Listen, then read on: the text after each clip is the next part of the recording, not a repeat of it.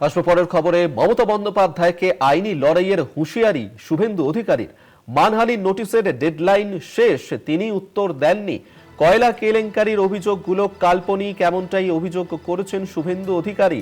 আদালতে মুখোমুখি হওয়ার জন্য প্রস্তুত থাকুন বলেছেন শুভেন্দু অধিকারী। মানহানির নোটিশের ডেডলাইন শেষ, তিনি উত্তর দেননি। এরপর আদালতেই তিনি যাবেন। মমতা বন্দ্যোপাধ্যায়কে আইনি লড়াইয়ের হুঁশিয়ারি দিয়েছেন বিরোধী দলনেতা শুভেন্দু অধিকারী, এবং সা নিয়ে তিনি একটি পোস্টও করেছেন। সেই পোস্টের ছবি এই মুহূর্তে দেখাচ্ছি আপনাদেরকে।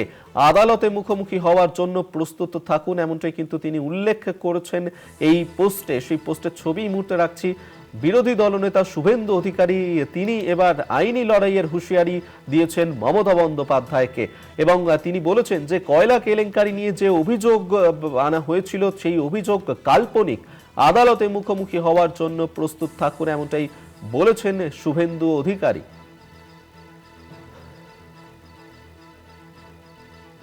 মমতা বন্দ্যোপাধ্যায়কে আইনি লড়াইয়ের হুঁশিয়ারি বিরোধী দলনেতা শুভেন্দু অধিকারী, সেই নিয়ে একটি পোস্টও করেছেন তিনি। সেই পোস্টের ছবি এই মুহূর্তে দেখাচ্ছি আপনাদেরকে। এই মুহূর্তে আমাদের সঙ্গে টেলিফোনে রয়েছেন প্রতিনিধি তনুকা। শুভেন্দু অধিকারী তিনি আইনি লড়াইয়ের হুঁশিয়ারি দিয়েছেন মমতা বন্দ্যোপাধ্যায়কে, এই নিয়ে একটি পোস্টও করেছেন, কি উল্লেখ করেছেন তাতে? হ্যাঁ, দেখো, এই ঘটনার সূত্রপাত হয় যখন এই কয়লা কেলেঙ্কারিতে তদন্তের জন্য বৃহস্পতিবার, অর্থাৎ গত বৃহস্পতিবার, ইডি তল্লাশি চালায় রাজনৈতিক পরামর্শদাতা সংস্থা এবং আইপ্যাকের সল্টলেকের অফিসে, এবং আইপ্যাকের একজন সিইও প্রতীক জৈনের লাউন্ডন স্ট্রিটের বাড়িতে। সেই তল্লাশির সময় মুখ্যমন্ত্রী মমতা বন্দ্যোপাধ্যায় প্রতীক জৈনের বাড়িতে পৌঁছে যায় এবং অভিযোগ ওঠে সেখান থেকে একটি ফোল্ডার ও হার্ড ডিস্ক ও একটি ফোন নিয়ে যাওয়া হয়েছে। এরপরই মুখ্যমন্ত্রী ইডির বিরুদ্ধে গুরুতর অভিযোগ তুলে দুটি এফআইআর দায়ের করেন এবং চুরি, অনধিকার প্রবেশ এবং ভয় দেখানো এবং ইলেকট্রনিক্স ডেটা টেম্পারিং এর অভিযোগও আনা হয়। বিধাননগর সিটি পুলিশের তরফে জানানো হয়েছে যে বিষয়টি এখনো তদন্তাধীন এবং সমস্ত প্রমাণ খতিয়ে দেখা হচ্ছে এবং সাক্ষীদের কথাও বলা হয়েছে। তারপরেই মুখ্যমন্ত্রী এই ইডির বারবার অভিযানের ভোটের আগে যে অভিযান, তার বিরুদ্ধে একটি জনসভা করেন এবং জনসভা থেকেই উনি শুভেন্দু অধিকারী এবং অমিত শাহকে লক্ষ্য করে কিছু কথা বলেন এবং তাদের বিরুদ্ধে অভিযোগ তোলেন যে তারা এই কয়লার যে কাণ্ড, কয়লা পাচারের যে কাণ্ড, তাদের সাথে তারাও জড়িয়ে রয়েছে। এবং তারপরেই শুভেন্দু অধিকারী আইনি নোটিশের হুঁশিয়ারি দেন মুখ্যমন্ত্রীকে এবং তার আগে দুটি নোটিশ পাঠান শুভেন্দু অধিকারী মুখ্যমন্ত্রীর বিরুদ্ধে। পরে জানান যে 72 ঘন্টা সময় দেওয়া হচ্ছে তাকে এবং 72 ঘন্টার মধ্যে যদি মুখ্যমন্ত্রী প্রমাণ না করতে পারে তারপরে তিনি আইনি পথে হাঁটবেন, এবং তেমনটাই তিনি আগে যেমন বলেছিলেন সেরকমই তিনি করলেন। শুভেন্দু অধিকারী আজকে সকালে এক্স হ্যান্ডেলে পোস্ট করে তিনি মুখ্যমন্ত্রীর বিরুদ্ধে এই আইনি পথে হাঁটার হুঁশিয়ারি জানিয়ে একটি পোস্ট করে। ধন্যবাদ তনুকা তোমাকে। তনুকা দাস এই মুহূর্তে আমাদের সঙ্গে টেলিফোনে ছিলেন প্রতিনিধি, অর্থাৎ শুভেন্দু অধিকারী তিনি মমতা বন্দ্যোপাধ্যায়কে এবার আইনি লড়াইয়ের হুঁশিয়ারি দিয়েছেন। পরিষদীয় মন্ত্রী শোভনদেব চট্টোপাধ্যায় এই মুহূর্তে আমাদের সঙ্গে টেলিফোনে রয়েছেন। শোভনদেব বাবু, মানহানির নোটিশের ডেডলাইন শেষ, কিন্তু এখনো পর্যন্ত মমতা বন্দ্যোপাধ্যায় উত্তর দেয়নি। যে অভিযোগ কয়লা কেলেঙ্কারি নিয়ে করা হয়েছিল তা কাল্পনিক বলে বলেছেন শুভেন্দু অধিকারী, এবং আইনি লড়াইয়ের হুঁশিয়ারি দিয়েছেন মমতা বন্দ্যোপাধ্যায়কে। ও রোজ হুঁশিয়ারি দিয়েই বেঁচে আছে, কারণ এখন দলে ওর অস্তিত্বের সংকট। দলে এখন শুভেন্দুর অস্তিত্বের সংকট, ওকে রোজ হুঁশিয়ারি দিতে হবে, রোজ কোর্টে যেতে হবে, এটাই ও বেছে নিয়েছে যে কি করে বেঁচে থাকা যায়, বেঁচে থাকা যায়। ও মমতাকে হুঁশিয়ারি দিয়ে কোনো লাভ নেই। মমতা বন্দ্যোপাধ্যায় মানে আন্দোলনের ফসল, আন্দোলন থেকে উঠে এসছেন, অতএব উনি পরোয়া করেন না এসবের।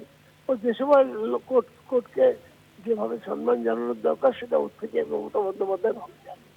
শোভনদেববাবু, এক্ষেত্রে শুভেন্দু অধিকারী তিনি বলছেন যে এর আগেও তো একাধিকবার এই ধরনের অভিযোগ তার বিরুদ্ধে মমতা বন্দ্যোপাধ্যায় করেছিলেন, কিন্তু একটা অভিযোগও প্রমাণ করতে পারেননি, যার কারণে এবার আদালতে মুখোমুখি হতে হবে মমতা বন্দ্যোপাধ্যায়কে। সে দেখা যাবে আদালতে মুখোমুখি হতে হলে। সেটা মমতা বন্দ্যোপাধ্যায় যথেষ্ট অভিজ্ঞ মানুষ, দীর্ঘদিন ধরে প্রশাসন চালাচ্ছেন, তিনি বোঝেন। অতএব তাকে এসব বলে লাভ নেই, কিন্তু তিনি নিজে হাতে ব্যবস্থা নেবার যথাসময় নেবেন। ধন্যবাদ আপনাকে। পরিষদীয় মন্ত্রী শোভনদেব চট্টোপাধ্যায় আমাদের সঙ্গে টেলিফোনে ছিলেন। অর্থাৎ শুভেন্দু অধিকারী, তার বিরুদ্ধে মমতা বন্দ্যোপাধ্যায় অভিযোগ করেছিলেন যে জগন্নাথের মাধ্যমে টাকা যায় শুভেন্দু অধিকারীর কাছে, শুভেন্দু অধিকারীর মাধ্যমে টাকা যায় অমিত শাহের কাছে। এবং মমতা বন্দ্যোপাধ্যায়ের এই বক্তব্যেরই পাল্টা বিরোধী দলনেতা শুভেন্দু অধিকারী তিনি বলেন যে তার বিরুদ্ধে যে অভিযোগ করা হচ্ছে তা একেবারেই মিথ্যে, একটাও প্রমাণ করতে পারেননি এবং মামলা করার হুঁশিয়ারি দিয়েছেন শুভেন্দু অধিকারী।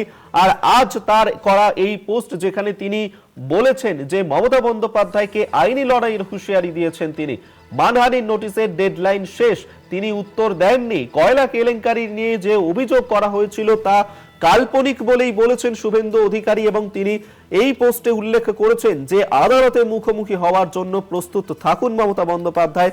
বিরোধী দলনেতা শুভেন্দু অধিকারীর করা সেই পোস্টের ছবি এই মুহূর্তে দেখাচ্ছি আপনাদেরকে।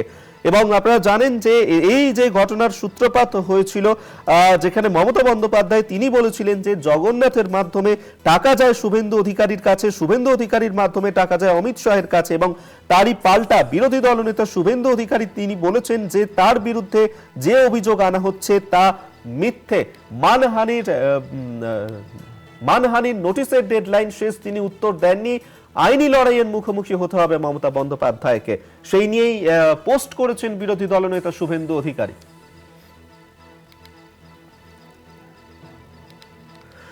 তৃণমূল নেতা তথা সেচমন্ত্রী মানস ভূঁইয়া এই মুহূর্তে আমাদের সঙ্গে টেলিফোনে রয়েছেন। মানসবাবু, বিরোধী দলনেতা শুভেন্দু অধিকারী তিনি বলছেন যে মমতা বন্দ্যোপাধ্যায় যে অভিযোগ তার বিরুদ্ধে করেছিলেন তার জন্য মানহানির নোটিশের ডেডলাইন শেষ হয়েছে, এখনো উত্তর দেননি। এরপর মমতা বন্দ্যোপাধ্যায়কে আদালতে মুখোমুখি হতে হবে তার সঙ্গে।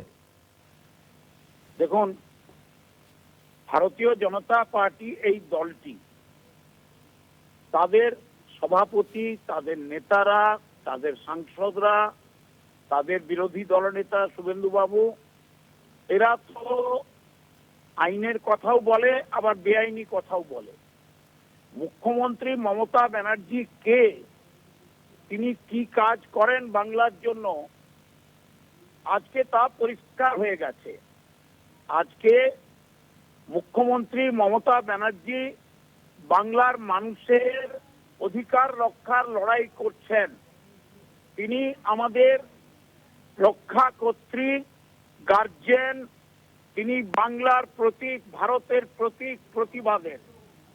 এসব কথা কে কি টুইট করছে, এগুলোর কোনো মূল্য নেই। মমতা ব্যানার্জি বাংলার মানুষের হৃদয়ে তিনি প্রতিষ্ঠিত হয়ে আছেন।